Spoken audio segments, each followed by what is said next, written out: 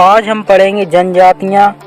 ये जो जनजातियों का चैप्टर है यह बहुत से कॉम्पिटिटिव एग्ज़ाम में आता है, कांस्टेबल लेवल के कॉम्पिटिटिव एग्ज़ाम में आता है, इसलिए आज हम जनजातियाँ पढ़ेंगे और ये फुल चैप्टर पढ़ेंगे। आज पहला पार्ट पढ़ेंगे जिसमें हम कुछ एक दो जनजातियाँ पढ़ लेंगे। तो देखिए, भारतीय संविधान के अनुच्छेद 342 में अनुसूचित जनजातियों का प्रावधान है। देश में सर्वाधिक जनजातियां मध्य प्रदेश में पाई जाती हैं। जो भारत का मध्य प्रदेश राज्य है उसमें सर्वाधिक जनसंख्या जनजातियां पाई जाती हैं।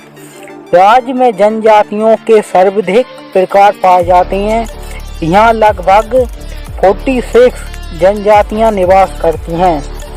राज्य की मुख्य जनजातियां भील, गोंड, बैगा, कोलकू, भारिया, कोल, मड़िया, सहरिया, सदार, अगरिया, पनिका, प्रधान आदि हैं। प्रदेश में कुल अनुसूचित जनजाति संख्या का 21% है। मध्य प्रदेश के झाबुआ जिले में सर्वाधिक अनुसूचित जनजाति निवास करती है और भिंड में सबसे कम है। जो जनजातियों की संख्या वह भिंड में सबसे कम है और जो मध्य प्रदेश का झाबुआ जिला है उसमें सबसे अधिक जनसंख्या है ना, वो जनजातियों की है। प्रमुख जनजातियां में पहले नंबर पर जो है वो है गोंड। गोंड मध्य प्रदेश की प्रमुख जनजाति है। यह जनसंख्या की दृष्टि से न केवल मध्य प्रदेश बल्कि संपूर्ण भारत की सबसे बड़ी जनजाति है। यह जनजाति मध्य प्रदेश के सभी जिलों में फैली हुई है, लेकिन नर्मदा के दोनों ओर विंध्य और सतपुड़ा के पहाड़ी क्षेत्रों में इसका अधिक संकीर्ण है। उत्पत्ति। प्रसिद्ध नृत्य शास्त्री श्री हिस्लोप के अनुसार गोंड शब्द की उत्पत्ति तेलुगु भाषा के कोंड शब्द से हुई है, जिसका अर्थ है पर्वत। अर्थात यह जनजाति पहले पर्वतों पर निवास करती थी, मतलब यह पर्वतों पर रहती थी, इसलिए गोंड कहलाई। कुछ लोक कथाओं में गोंडों की उत्पत्ति बोरादेव अर्थात महादेव से हुई बताई गई है। तो गोंड जनजाति की शारीरिक बनावट है वह इस प्रकार है। इस जनजाति में स्त्रियों का कद पुरुषों की अपेक्षाकृत छोटा रहता है, मतलब जो स्त्रियों का जो कद है वह पुरुषों से छोटा रहता है। इनकी स्किन का जो रंग होता है वह ब्लैक होता है। जो इनके बाल वो भी काले तथा खड़े होने वाले होते हैं। जो नासिका भारी व बड़ी होती है। गोलाकार सिर होता है। छोटे ओंठ, सुगठित शरीर तथा मुंह चौड़ा होता है। इनके चेहरे पर बाल कम होते हैं, अतः पुरुष दाढ़ी मूंछ नहीं रखते। स्त्री और पुरुष दोनों का शरीर सुगठित होता है, जिससे ये अत्यधिक परिश्रमी होते हैं।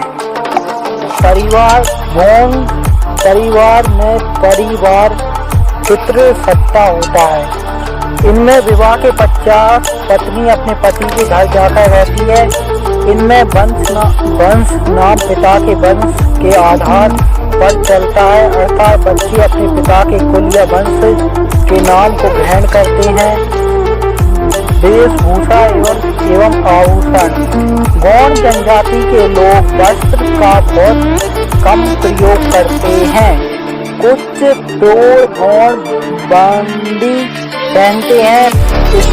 स्त्रियां चोली नहीं पहनती तथा उनकी छाती का भाग खुला रहता है।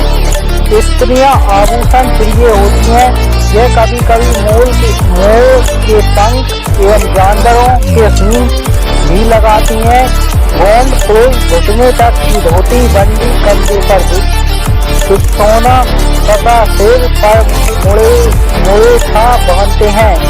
पुरुष में भी आभूषणों के प्रति आकर्षण देखा गया है। पुरुष कलाई में चांदी का चूड़ा, गले में मोहर तथा कान में बुंदा पहनते हैं। स्त्रियां 6 से 8 गज साड़ी घुटने तक कांच लगाकर पहनती हैं। विवाह गोंडों में विवाह की कुछ अनोखी रीतियां जो इस प्रकार हैं। गोंड जनजाति में विवाह की कई प्रथाएं प्रचलित हैं। गोंडों में समगोत्री विवाह नहीं होते। यह लोग सहमति विवाह को सबसे उचित मानते हैं। इसके अलावा इनमें पलायन विवाह, जिसको यह लोग अपनी भाषा में नामझना कहते हैं भी पाया जाता है। गोंड जनजाति में वधू मूल का प्रचलन अत्यधिक है। जो परिवार वधू मूल देने की स्थिति में नहीं होते, वे कन्या के पिता या नौकर के रूप में कुछ समय तक काम करते हैं। घोड़ों के घर प्रायः मिट्टी, घास, फूस से बने होते हैं। एक झोपड़ी या मकान बनाने के लिए मिट्टी, पुआल, लकड़ी, खपरेल व सींद जुटा लिया जाता है। प्रत्येक गोंड मकान में एक बंगला होता है। एक साफ सुथरा छोटा कमरा होता है जिसमें अतिथि ठहराए जाते हैं। अर्थव्यवस्था गोंड लोग स्वावलंबी आदिवासी हैं। इनकी आवश्यकताएं सीमित है। गोंड जनजाति के जीविकोपार्जन का प्रमुख साधन कृषि तथा मजदूरी है। जनजाति प्रमुख रूप से बाड़ी नामक खेती करती है। सरसों, साग, सब्जी व तंबाकू के साथ साथ गोफन और कुटकी नामक धान की खेती भी मुख्य रूप से की जाती है। गोंड जनजाति की स्त्रियां जंगल से फल-फूल, कंदमूल, साग सब्जी तथा जड़ी बूटियां एकत्र कर हाथ करती हैं। कुछ स्त्रियां टोकरियां और रस्सियां बनाती हैं। धार्मिक जीवन गोंड जनजाति के लोग पूर्वजों की आत्माओं में विश्वास रखते हैं। इस प्रकार यह आत्मवाद को मानने वाले हैं। इनका मुख्य देवता बारादेव है। गोंड अपने कृषि औजारों तथा अन्य हथियारों की पूजा करते हैं। गोंड जनजाति में जादू विश्वास किया जाता है। उनके प्रमुख पर्व है वह कर्मा, मड़ई, हरदिल्ली, छेटा, मेघनाथ आदि गोंडों के प्रमुख पर्व हैं। प्रमुख नृत्य गोंडों के प्रमुख नृत्य पहला, कर्मा, मरोरी, बेझा, कहरवा, सजी, टुआ एवं दीवानी है। आज के लिए बस इतना ही। अगली वीडियो में हम भील जनजाति के बारे में पढ़ेंगे। जब तक के लिए बने रहिए हमारे YouTube channel DD all in one में और चैनल को सब्सक्राइब कीजिए, लाइक कीजिए और शेयर कीजिए। जब तक के लिए जय हिंद।